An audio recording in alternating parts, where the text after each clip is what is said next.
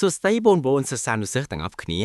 ថ្ងៃនេះលោកគ្រូនឹងបង្រៀនបងប្អូនអំពីសំណួរប្រវត្តិវិទ្យាចំនួន3សំណួរតោះដើម្បីកុំឲ្យខាតពេលយូរយើងចូលទៅកាន់មេរៀនរបស់យើងទាំងអស់គ្នាសំណួរទី1តែរបបប្រល័យពូជសាសន៍កម្ពុជាប្រជាធិបតេយ្យ1975ដល់1979បាននាំមកនូវសោកនាដកម្មអ្វីខ្លះដល់កម្ពុជាសំណួរទី2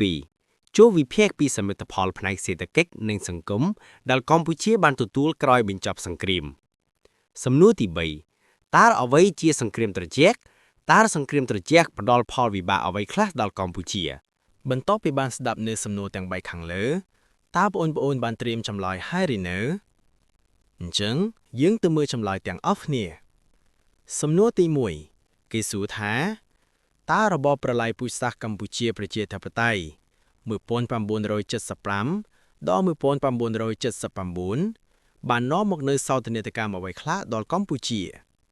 ចម្លើយគឺចំពោះសោកនាដកម្មផ្នែកនយោបាយបាត់បង់កិត្តិយសជាតិកិត្យានុភាពជាតិលើឆាកអន្តរជាតិសាធារណរដ្ឋកម្ពុជាត្រូវបានបែកបាក់ហើយបដូរឈ្មោះទៅជាកម្ពុជាប្រជាធិបតេយ្យធ្វើឲ្យមានការបាត់បង់ច្បាប់រដ្ឋតុលាការ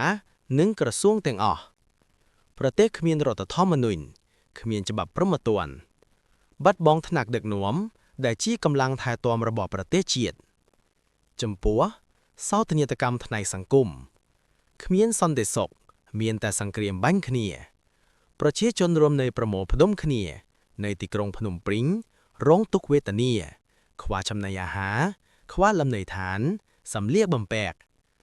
សង្គ្រាមបង្កឲ្យមានមនុស្សស្លាប់អស់ជាច្រើនប្រជាជនគ្មានពេលប្រកបរបររកស៊ីគ្រួសារក្រីក្រចាកឆ្ងាយពីស្រុកកំណើតបែកបាក់គ្រួសារសង្គ្រាមបានបន្សល់ទុកនៅក្មេងកំព្រាចាស់ជរាស្ត្រីមេម៉ាយជនពិការធ្វើឲ្យមនុស្សលែងទុកចិត្តគ្នាមានចោរកម្មឆក់ប្លន់ចំពោះសោកនាដកម្មផ្នែកសេដ្ឋកិច្ចបាត់បង់ទីផ្សារជាតិនិងអន្តរជាតិរោងចក្រនិងសហការផលិតកម្មត្រូវបិទទ្វារកសិកម្មឧស្សាហកម្មខ្សោយទៅខ្សោយហេដ្ឋារចនាសម្ព័ន្ធត្រូវបានបែកបាក់ផ្លូវស្ពាននិងផ្សេងមនុស្សស្លាប់ធ្វើឲ្យបាត់បង់កម្លាំងពលកម្មយ៉ាងធ្ងន់ធ្ងរសោកនាដកម្មផ្នែកអប់រំនិងវប្បធម៌សាលារៀនវត្តអារាមត្រូវបានហាមឃាត់មិនឲ្យដំណើរការគ្រូបង្រៀនព្រះសង្ឃសាស្ត្រាចារ្យត្រូវបានសម្លាប់ប្រពៃណីទំនៀមទម្លាប់ត្រូវបានលុបបំបាត់ដូចជាប្រពៃណីរៀបអាពាហ៍ពិពាហ៍ចូលឆ្នាំជាដើមសំណង់ប្រាសាទត្រូវបាក់បែកប្រជាជនត្រូវរងការគាបសង្កត់តឹងរឹងដោយមិនអនុញ្ញាតគោរពតាមទំនៀមទម្លាប់របស់ខ្លួនសំណួរទី2ចូលវិភាគពីសមិទ្ធផលផ្នែកសេដ្ឋកិច្ចនិងសង្គមដែលកម្ពុជាទទួលបានក្រោយបញ្ចប់សង្គ្រាមចម្លើយគឺផ្នែកសេដ្ឋកិច្ចមានការរីកចម្រើនដែលរដ្ឋាភិបាលយកចិត្តទុកដាក់បង្កែប្រព័ន្ធធារាសាស្ត្រនិងការបង្កាត់ពូជវិស័យឧស្សាហកម្មមានការរីកចម្រើនផ្នែករោងចក្រសហគ្រាសនិងការធ្វើពាណិជ្ជកម្មក៏មានភាពងាយស្រួលជាងមុនការអនុវត្តសេដ្ឋកិច្ចទីផ្សារសេរីកម្ពុជាក្លាយជាកន្លែងវិនិយោគទុនដ៏ទាក់ទាញប្រជាពលរដ្ឋកាន់តែមានភាពងាយស្រួលក្នុងការរកការងារទាំងក្នុងប្រទេសនិងប្រទេសក្នុងតំបន់សេដ្ឋកិច្ចមានកំណើនកាន់តែខ្ពស់កម្ពុជាទទួលបានប្រាក់ចំណូលជាប្រចាំហើយមានភាពកើនឡើងសម្រាប់ទ្រទ្រង់ជាតិមានកំណើនផ្នែកទេសចរណ៍ជាឱកាសផ្ដល់ការងារដល់ប្រជាជនបង្កើនប្រាក់ចំណូលការចូលជាសមាជិកអាស៊ានជាផ្នែកមួយជំរុញឲ្យសេដ្ឋកិច្ចកើនឡើងជាប្រចាំមានការសាងសង់ប្រព័ន្ធហេដ្ឋារចនាសម្ព័ន្ធគ្រប់ប្រភេទទៀតផងផ្នែកសង្គមកសាងសាលារៀនពីទីក្រុងដល់ជនបទដាច់ស្រយាលលើកកម្ពស់សិល្បៈកីឡាវប្បធម៌ជំនឿសាសនារបស់ជាតិកម្ពុជាទទួលបានកិច្ចសហប្រតិបត្តិជំនួនជាមួយប្រទេសក្នុងតំបន់ក្នុងការថែរក្សាសុខភាពរក្សាសន្តិសុខមានការទប់ស្កាត់ការជួញដូរមនុស្សការជួញដូរផ្លូវភេទកម្លាំងពលកម្មកុមារផ្ដល់អាហារូបករណ៍ដល់សិស្សនិស្សិតបានសិក្សារៀនសូត្រខ្ពង់ខ្ពស់ និងទទួលបានឱកាសការងារល្អៗមានការអភិរក្សផ្នែកសំណង់ប្រាសាទនិងសិល្បៈឡើងវិញដើម្បីរក្សាឲ្យបានគង់វង្សការកសាងមន្ទីរពេទ្យគ្រប់ទីកន្លែងដើម្បីជួយប្រជាជនជាពិសេសនៅតាមជនបទមានសេរីភាពសារព័ត៌មាននិងការបញ្ចេញមតិយោបល់ផ្សេងៗសង្គមមានសមាភិប Gender ផ្ដល់សិទ្ធិដល់ស្ត្រីលើកស្ទួយការគោរពសិទ្ធិមនុស្សសេរីភាពគ្រប់បែបយ៉ាងក្នុងសង្គមប្រជាធិបតេយ្យ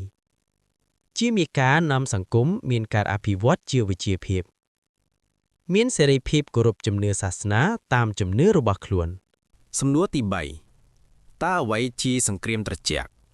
តើសង្គ្រាមត្រជាក់ផ្ដល់ផលវិបាកអ្វីខ្លះដល់កម្ពុជាចម្លើយគឺសង្គ្រាមត្រជាក់គឺជាប្រភេទសង្គ្រាមដោយធ្វើការប្រណាំងប្រជែងខាងផ្នែកសព្វាវុធទំនើបមនោគមវិជ្ជានយោបាយបច្ចេកវិទ្យារវាងប្លុកកុម្មុយនីសសហភាពសូវៀតនិងប្លុកសេរីសហរដ្ឋអាមេរិកដែលជាអ្នកបង្កសង្គ្រាមត្រជាក់ផ្ដល់ផលវិបាកដល់កម្ពុជាដូចជាធ្វើឲ្យប្រទេសអនុវត្តនយោបាយអព្យាក្រឹតមិនចំទិសដៅដែលនាំឲ្យធ្លាក់ចូលភ្លើងសង្គ្រាមប្រទេសទន់ខ្សោយទទួលរងនឹងការគៀបសង្កត់ពីប្រទេសមហាអំណាចមនោគមវិជ្ជាសេរីនិងកុម្មុយនីសអធិពលសង្គ្រាមត្រជាក់ធ្វើឲ្យផ្ទុះសង្គ្រាមស៊ីវិលវិវត្តផ្ទៃក្នុងផ្ទុះឡើងពួកស្ដាំនិយមឆ្វេងនិយមនិងកណ្ដាលនិយម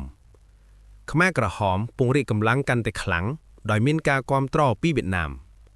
ផ្ដល់ឱកាសឲ្យខ្មែរក្រហមឡើងកាន់អំណាចថ្ងៃទី17មេសា1975វត្តមានកងទ័ពវៀតណាមលើទឹកដីខ្មែរមានការកាប់សម្លាប់រង្គាលបណ្ដាលឲ្យមនុស្សស្លាប់រាប់សែននាក់សង្គ្រាមនាំមកនូវការបែកបាក់សាមគ្គីជាតិបន្ទាប់ពីបានស្ដាប់នៅចម្លើយនៃសំណួរទាំង3ខាងលើតែបងប្អូនមានគំនិតបែបណាដែរបងប្អូនអាចបញ្ចេញមតិនៅខាងក្រោមបានប្រសិនបើបងប្អូនមិនចង់ខកខានទទួលបានវីដេអូរបស់លោកគ្រូក្រោយៗទៀតសូមចុចប៊ូតុង Subscribe និងចុចសញ្ញាកណ្ដឹងនិងសូមជួយ Share វីដេអូមេរៀននេះផងជាចុងក្រោយលោកគ្រូសូមអរគុណនិងជូនពរបងប្អូនទទួលបានជោគជ័យគ្រប់ភារកិច្ច